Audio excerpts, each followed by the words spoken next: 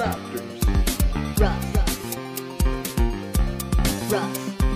gaming like a boss, feeding his cats and birds. SWTOR all day. Yeah. Talking about RoughRaptors, y'all.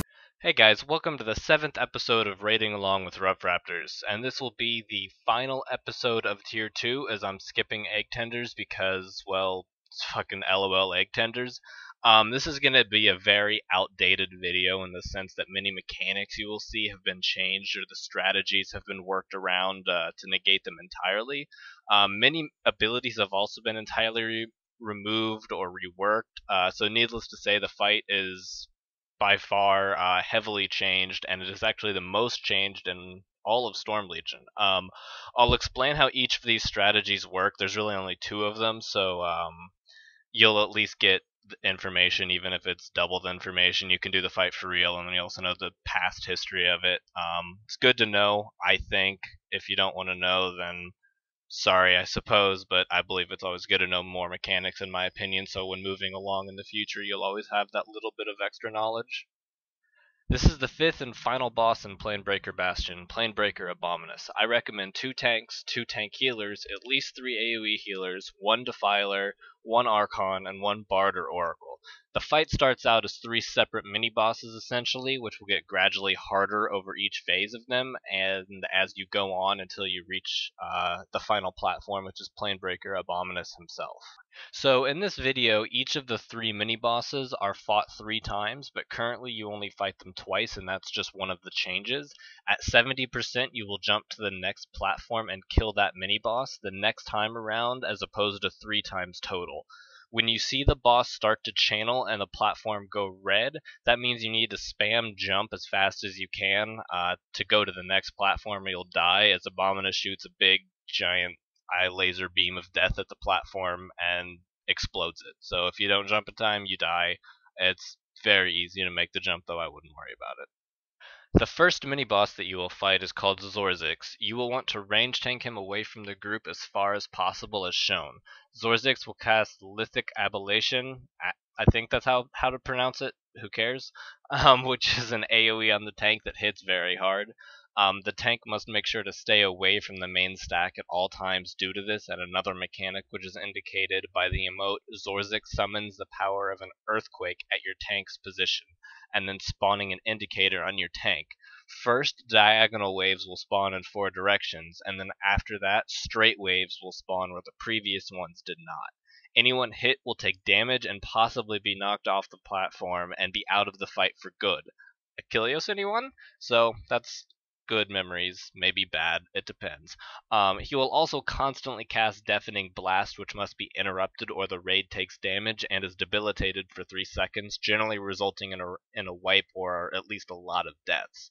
The final ability he will cast is Cascade Reaction, in which everyone is given a purple circle, and if you are inside of anyone else's purple circle after 3 or so seconds, you and the person in it will both die. This can happen during waves also, so be extra careful as you can easily kill multiple people here. I found that the best way to do this mechanic is to have each raid member assign themselves a good spot on the platform and just stick with it for the duration of the fight. You'll see that people go to places and seem to know where to go immediately, and that's just simply because we planned ahead and we know where we're going to move ahead of time, and that's the easiest way to deal with this mechanic.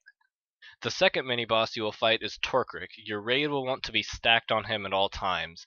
He will cast Hammer Fist Blow on the tank, which reduces their run speed and increases their damage taken. This also reduces their healing received, and when at 5 stacks of this, they will become frozen for about 10 or 15 seconds and cannot move at all. Your tanks will want to swap at 3 stacks of this. Another mechanic is Growing Calamity. He will cast this on every raid member's position, so once he starts casting it, run around him in a circle, so to the other side of him in order to avoid it landing on you. If you're on top of a red circle when it explodes, not only will your eyes die from the extreme VFX, but you'll also die. So I'm not quite sure which is worse here, dying in a raid or having your eyes explode. They're both pretty terrible things. But I guess your eyes explode regardless of your position, so yeah, your eyes are just gonna kind of explode. For every explosion, though, there'll be some minor AoE damage, so this means to just have your healers pop their cooldowns and heal the raid, essentially. Flames of Life and Life's Rapture are very helpful here for this mechanic. Finally, he will do a summon channel, which spawns an ad at a random side on a platform. This ad will go in a straight line for the boss, and if it reaches him and Torcrick hits it with Hammer Fist Blow, it will explode and wipe the raid. So you have two options here. Your first option is to ignore the ad and kill Torcrick if you have enough DPS, and the second option is to just simply kill the ad and be safe. Regardless of your strategy, though, you're going to want to snare the ad using any snares possible. Wild Growth works. That's really the only one I can think of off the top of my head. You'll at least get one Wild Growth on the platform. Ixior is the final of the three mini-bosses. Your raid will want to be stacked for him as well. He will cast Stone Lash, which targets a random player and puts an orangish AoE on the ground. Anyone in it will take very, very minor damage and be knocked back. Just simply get out of it. It's a very minor mechanic. He has another ability called Luminous Blast that will target someone via him saying Ixior prepares to hurl a blast of magical energy at the party member. In this case, they need to get reflected or they'll die.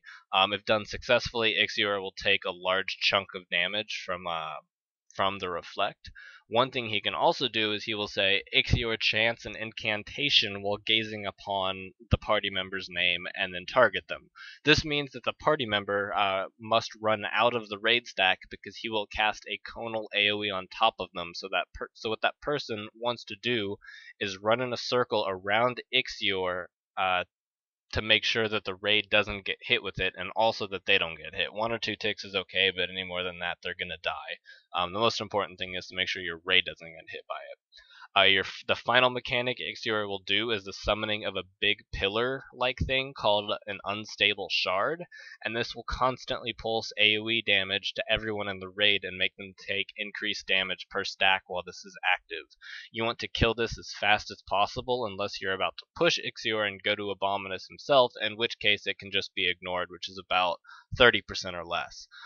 When this pillar is up, he will also place a blue bomb that hovers on this platform.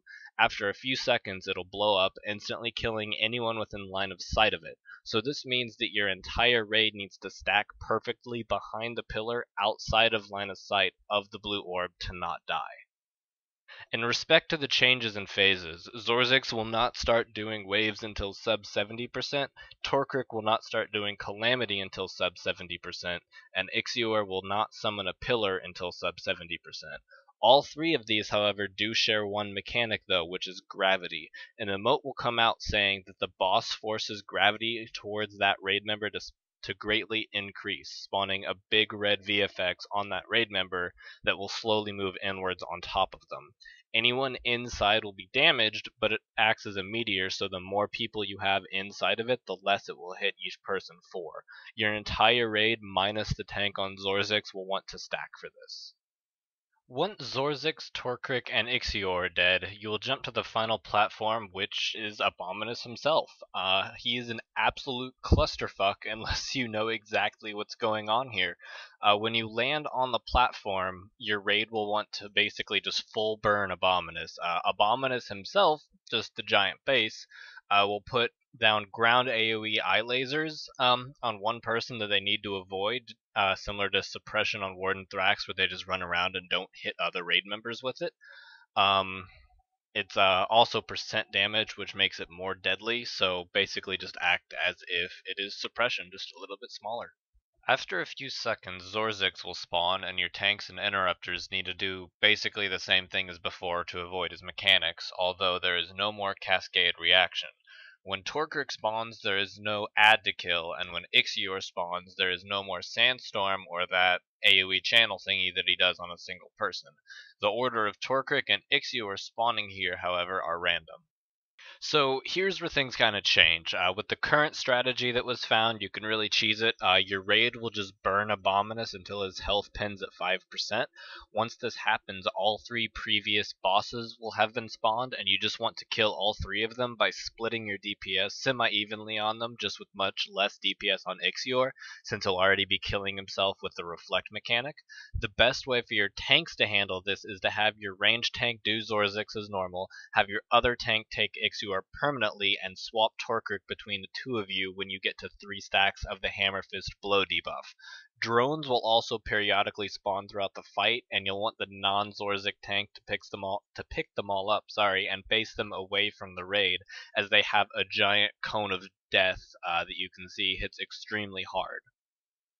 When Abominus is pinned at 5%, the drones will stop spawning and he will not cast Ocular Blast at all, which is the mechanic you're avoiding by pushing him to 5% so quickly, so your goal is to pin his HP before he actually casts Ocular Blast. Once 2 of the mini-bosses die, Abominus will throw down a big blue AoE that if stood in, expands and hurts everyone, which gets almost as large as the entire platform.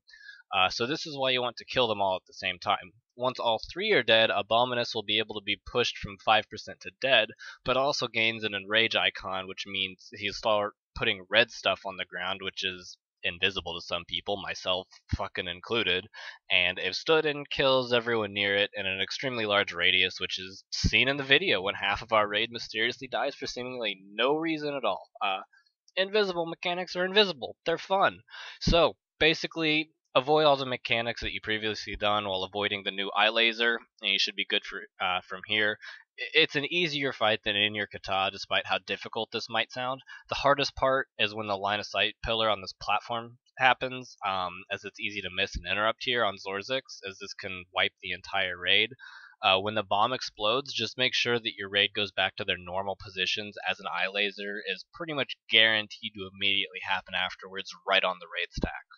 So for education here, this is the other way to do Abominus, the proper way, I suppose you can say, which to my knowledge, my guild at the time, Addiction, was the only guild to ever do, and I don't believe it's actually ever been done like this other than this one time, which was the world first.